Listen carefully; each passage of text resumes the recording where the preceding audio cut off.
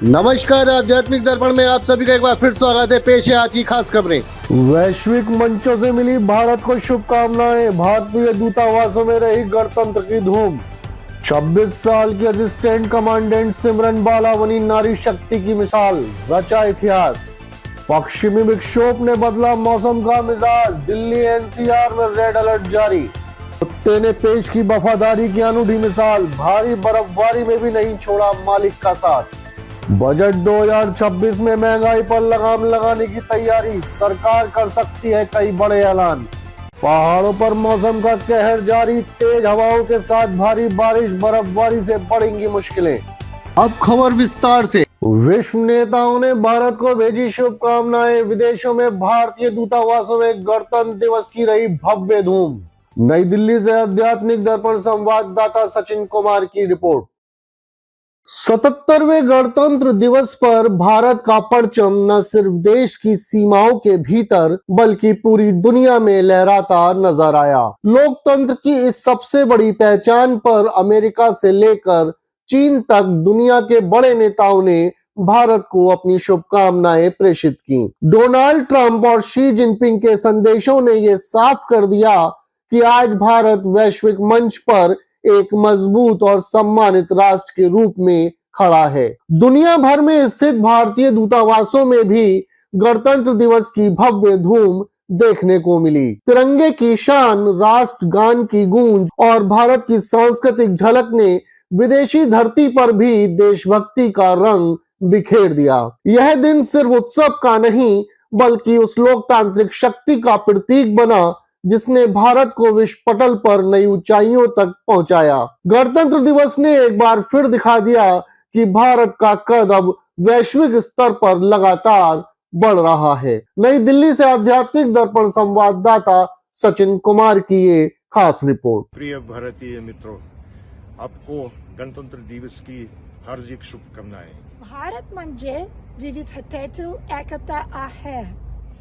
Еха се йдеше, чунтаре поратана гняна, обабіше тара свав, хати чал. नारा шара бишоке праман каречен, где бойчитро дурболотаной, это хой шорбачо шоктя. ओरो मनुष्यंदे विश्वासतिले महत्वतिल निनाने निनगान ओरे रिपब्लिक जान ईच अदर। भारतीय लोकतंत्र सिर्फ कानून नहीं, सरोन अत्तदिदुंगी दर्शन शास्त्र। आपने इंसानियत को नफरत से नहीं, अंदरूनी ताकत से जीना सिखाया।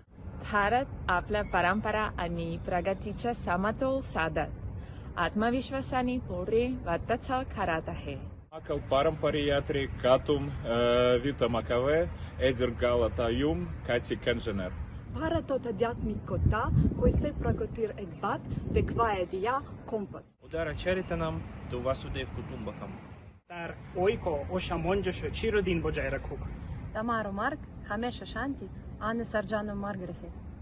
ప్రతి పౌరుడు తన దేశంపై గర్వం కలిగి ఉండాలి.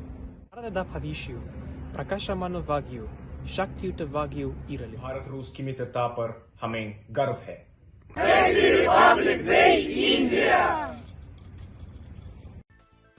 नौशेरा की बेटी सिमरन बाला ने रचा इतिहास, कर्तव्य पथ पर पुरुष टुकड़ी का नेतृत्व करने वाली बनी पहली महिला सीआरपीएफ अधिकारी।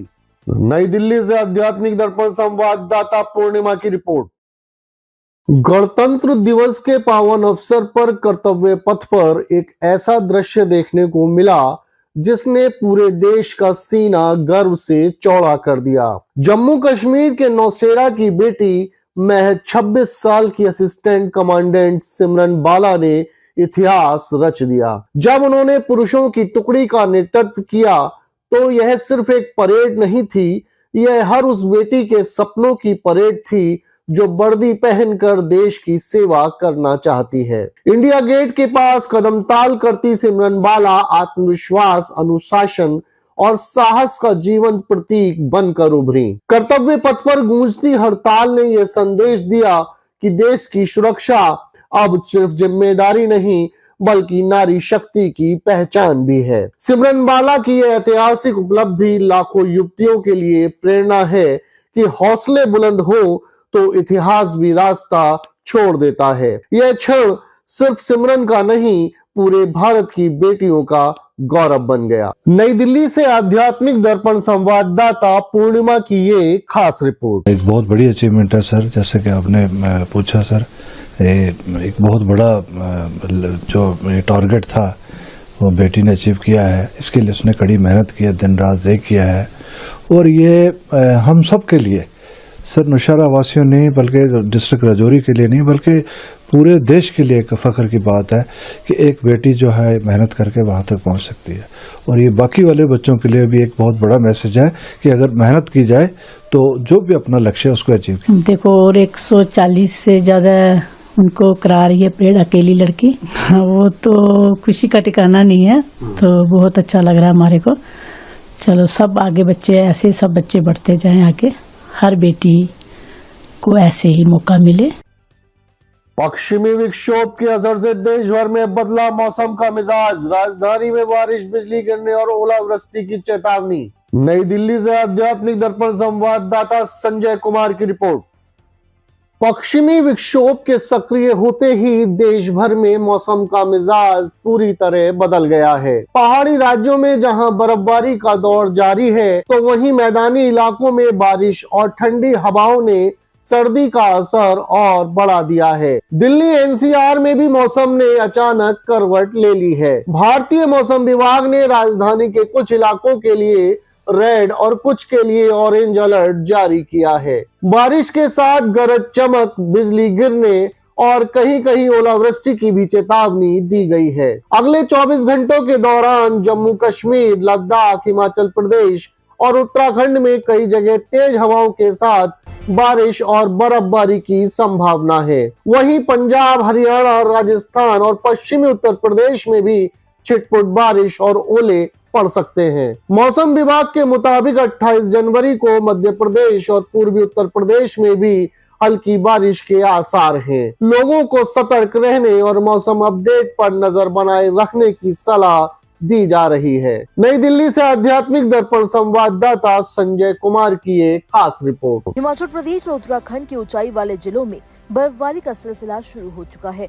चमोली, उत्तरकाशी, पिथौरागढ़ और लाहौल स्पीति जैसे इलाकों में सर्द हवाओं के साथ बर्फ गिर रही है।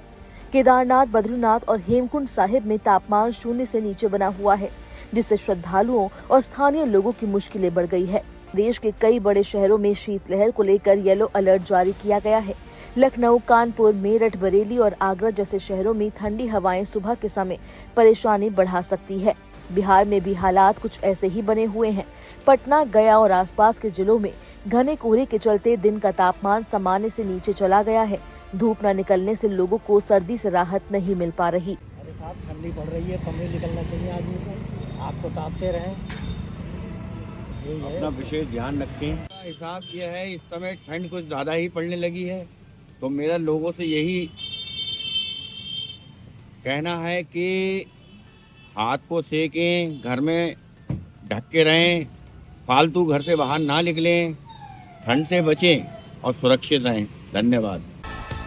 लेते एक छोटा सा ब्रेक, आप कहीं मत जाइएगा, देखते रहिए आध्यात्मिक दर्पण। 77वां गणतंत्र दिवस के अवसर पर बरेली के हमारे जनमानस, माननीय जनता, सम्मानित जनता, पर्यटन उद्योग से जुड़े हुए हमारे hoteliers, tour operators, travel trade से जुड़े हुए लोगों को मैं गणतंत्र दिवस की अवसर पर हार्दिक शुभकामना और बधाई पर्यटन विभाग की तरफ से देता हूं और आशा करता हूं कि विगत माहों से जो मार्गदर्शन आप सब लोगों से मिला है, वो आगे भी मार्गदर्शन मुझे मिलता रहेगा और पर्यटन विकास की गतिविधियां इसी प्रकार से बरेली में चलती रहें और आगंतुक पर्यटकों के आगमन में वृद्धि हो, जिससे कि जनपद में रोजगार सृजन और पूंजी निवेश की भी संभावनाएं अत्यधिक बढ़ती रहे।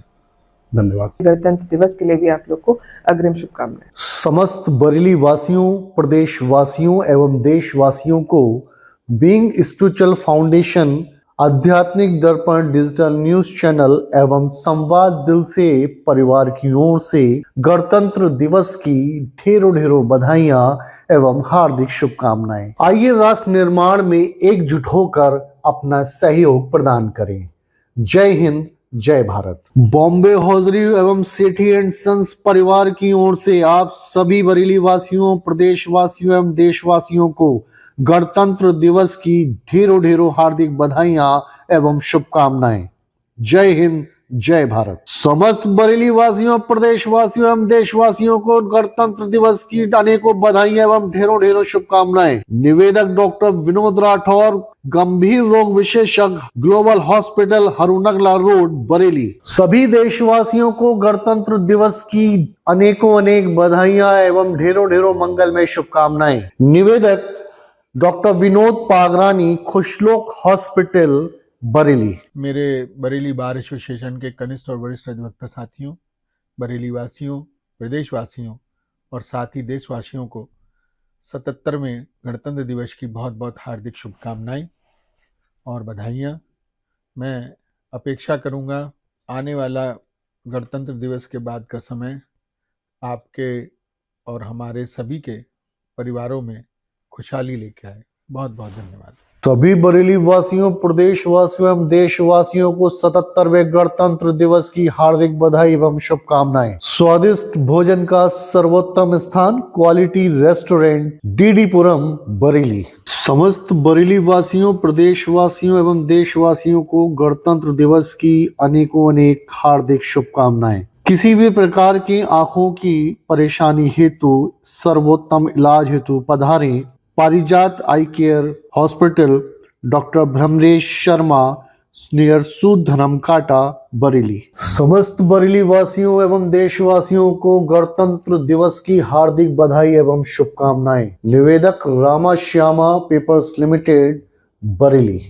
बैल कोलू कच्ची घानी सरसों का तेल, नाम ही पहचान है। बैल कोलू कच्ची घानी सरसों का तेल, नाम ही पहचान है। 62 वर्षों से आपके भरोसे और फैशन का प्रतीक सेठी सन्स, बॉम्बे होजियरी फैमिली की विश्वसनीय इकाई। यहाँ मिलेगा स्टाइलिश जेंट्स कलेक्शन, आकर्षक लेडीज फैशन और प्यारे प्यारे किड्स वियर, सब कुछ एक ही जगह पर। सेठी सन्स, परंपरा, विश्वास और फैशन का संगम। ब्रेक के बाद आप सभी का हार्दिक स्वागत है। चंबा में दिखी वफादारी की मिसाल, कड़ाके की ठंड और बर्फ के बीच बेजुबान ने नहीं छोड़ा अपने मालिक का साथ। हिमाचल प्रदेश के चंबा से आध्यात्मिक दर्पण संवाददाता कमल कुमार की रिपोर्ट। यह खबर एक वफादार कुत्ते की तो है ही, जिसने अपने मालिक के साथ वफादारी की और उनके शव के पास पड़ा रहा। इसके साथ साथ यह खबर उन दो मासूम जिंदगियों की भी है जिन्हें शायद मौत से बचाया जा सकता था। हिमाचल के चंबा जिले के भरमौर में 22 जनवरी की रात हुई भीषण बर्फबारी ने हालात को जानलेवा बना दिया। अगले ही दिन 19 साल का विकसित राणा और 13 साल का पीयूष दर्शन के लिए निकले, लेकिन एक वीडियो और रील बनाने की चाह उन्हें उस ऊंचाई तक ले गई जहां से लौटना आसान नहीं था। मौसम ने अचानक करवट ली, रास्ते ढक गए, ठंड हड्डियों तक उतर गई।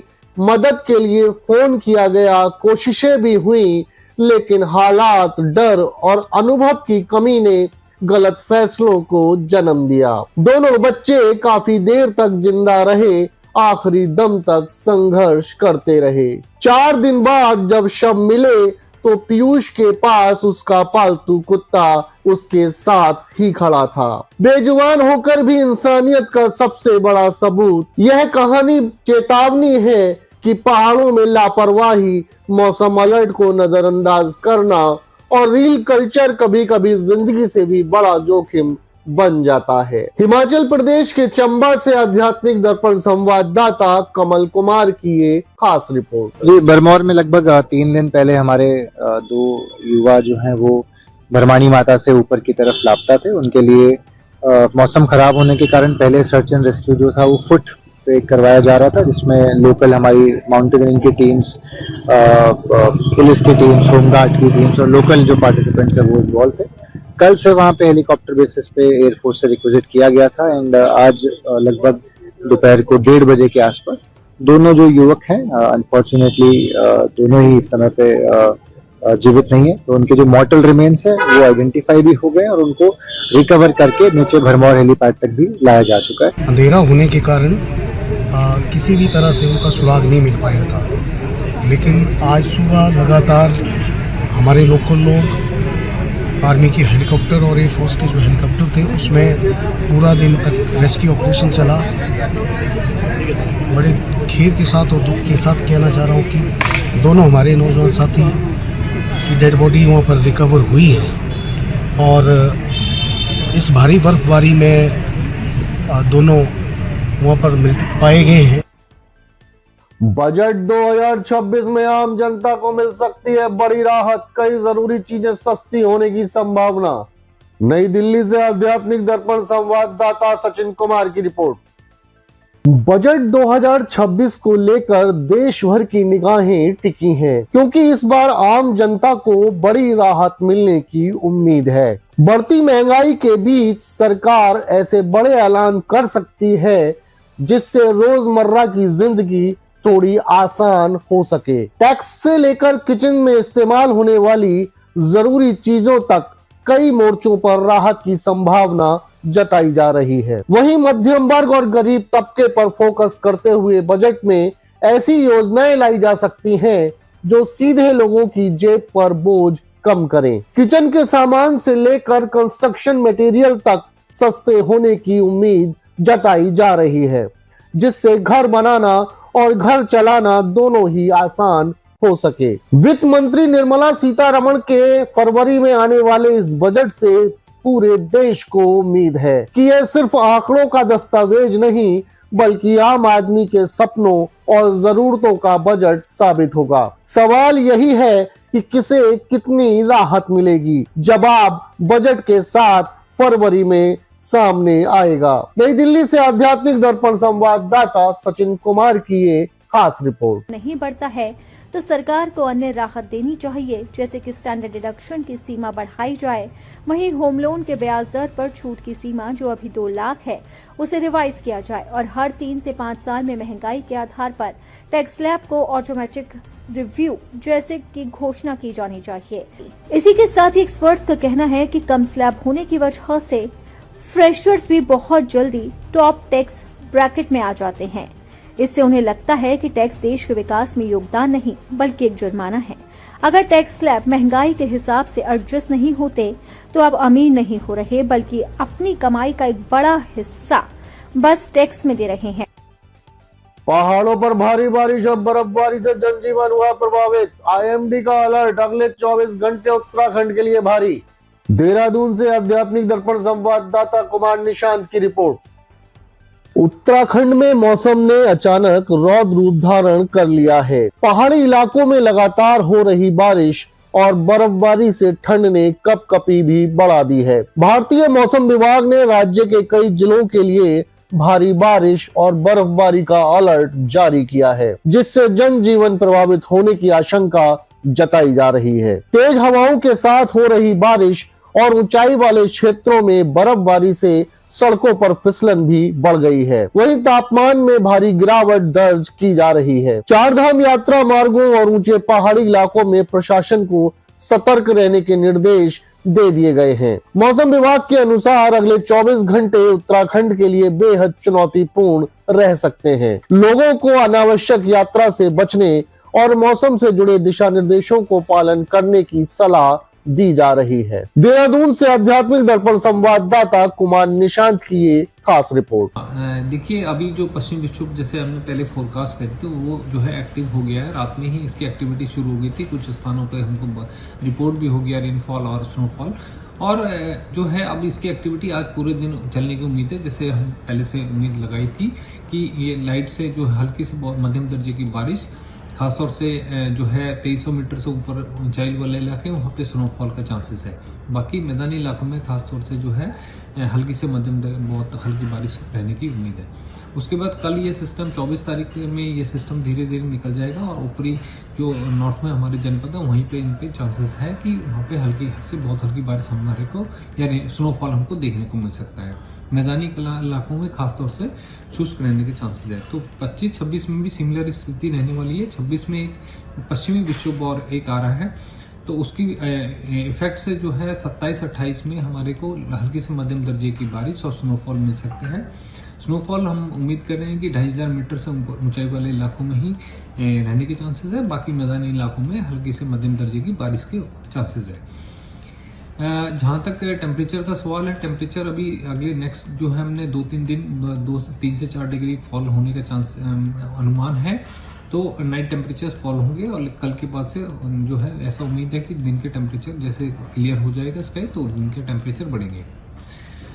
इसके साथ साथ जो है अभी 24 आवर के लिए जो है अभी तेज हवाएं चलने के भी चांसेस हैं। 40 से 50 kilometre gusting to 60 kilometre per hour की विंड स्पीड वाले जो है हमको कहीं पे रिपोर्ट में आ सकता है, और अभी ऑलरेडी हमको कुछ रिपोर्ट मिली है, तो आगे भी हमारे को ऐसी उम्मीद बनी हुई है।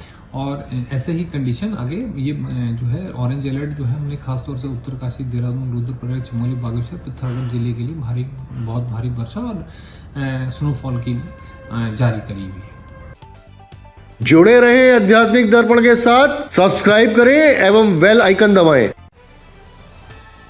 आध्यात्मिक, धार्मिक, सामाजिक, सांस्कृतिक एवं राजनीतिक खबरों का सर्वोत्तम मंच।